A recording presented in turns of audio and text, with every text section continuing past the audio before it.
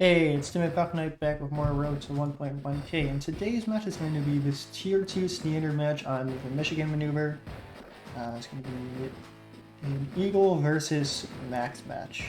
As you can see, pretty similar Evo ratings at the end of this, so it should be an interesting match. The Michigan maneuver is an interesting map as well. If you go to the map analysis, it's very even with player 1 and player 2, and then for everyone except for Sammy in tier 2, it's above 50% win rate. We have 51 with Eagle, 53 with Max, no, 54 with Max even. And then Olaf has a 53% win rate as well. So it's pretty even. All three of them are very viable on this map, just from that alone.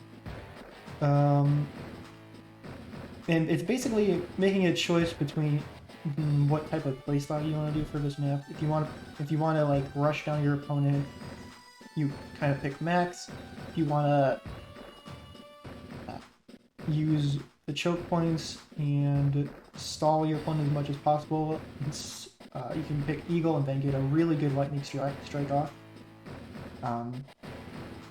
Like these bases and airports are pretty much just perfectly positioned so that he can get an amazing lightning strike off who lasts that long.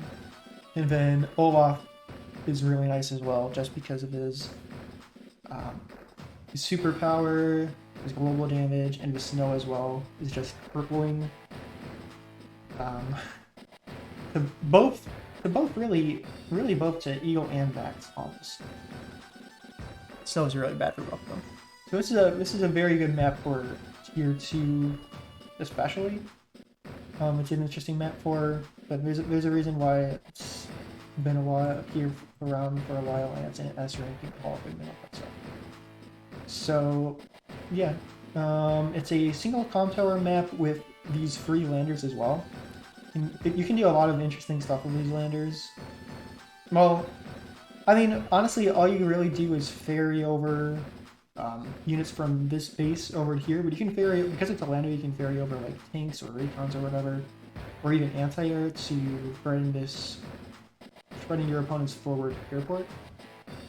And then there's a lot of choke point areas as well. Like artillery are relatively viable on this map, actually. They're pretty good on this map. And yeah, especially in like this area, or this area, I guess, even though it's not really tested. And yeah. The other thing that you have is this little island off here. Means you eventually want to get a transport copter from your forward airport just to ferry something else, ferry infantry over down here. But yeah, I guess you'll see more when I actually start playing the match. As you can see, I picked Max to my opponent's Eagle, and I guess we'll just get started with the replay. So obviously going down to get as close to this base as possible with the lander, so that you can reinforce with it. I don't even bother moving mine, but like I probably should have moved it here. Because there's no real point to not do that. So yeah, and obviously immediately going for the bases here, and then getting the close ones off here.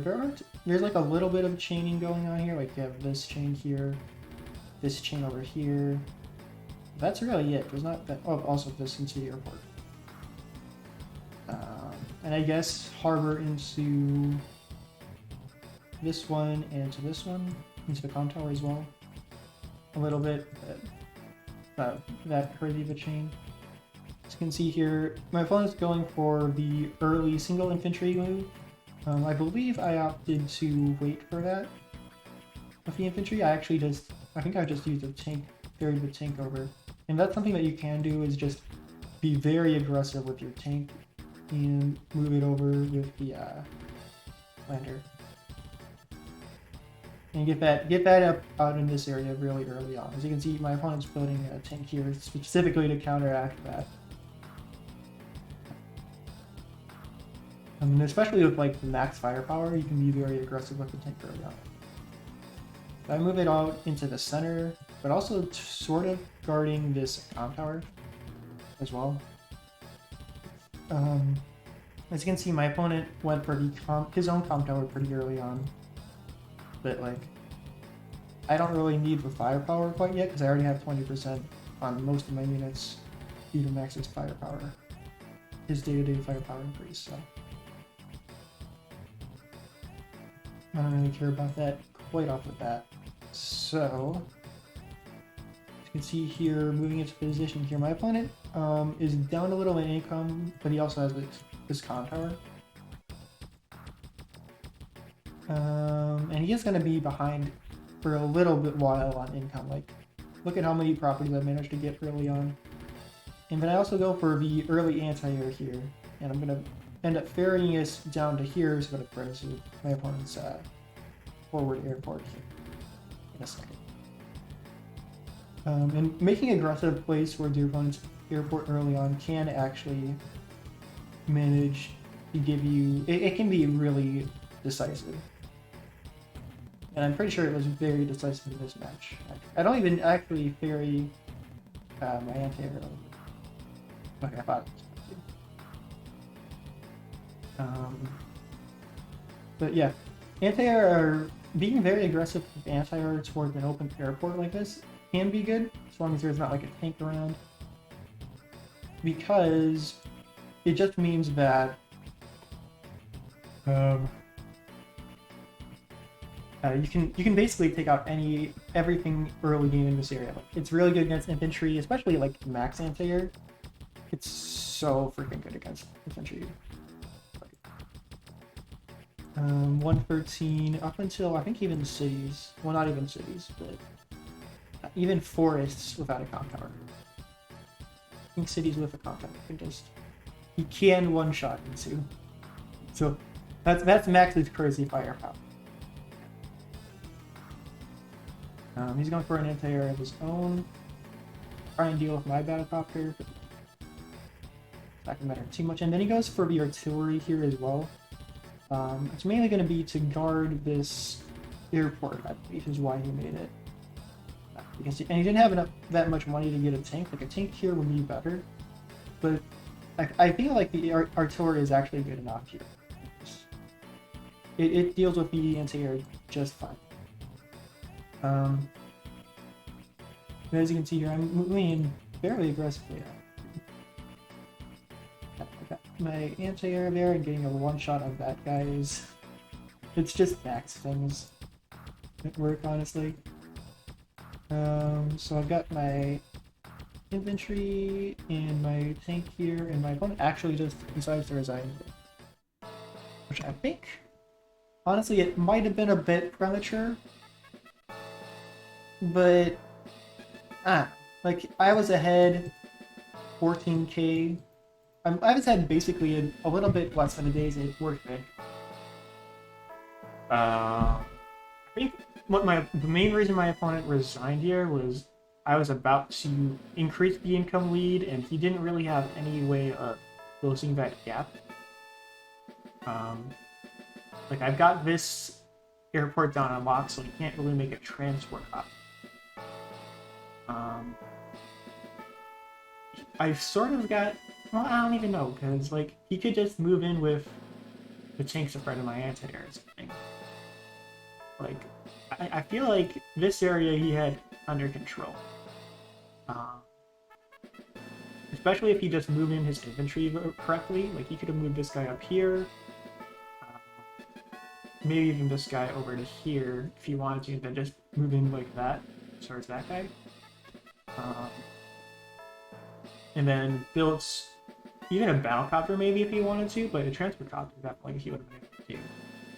And then move in with the artillery as well to keep me off of there.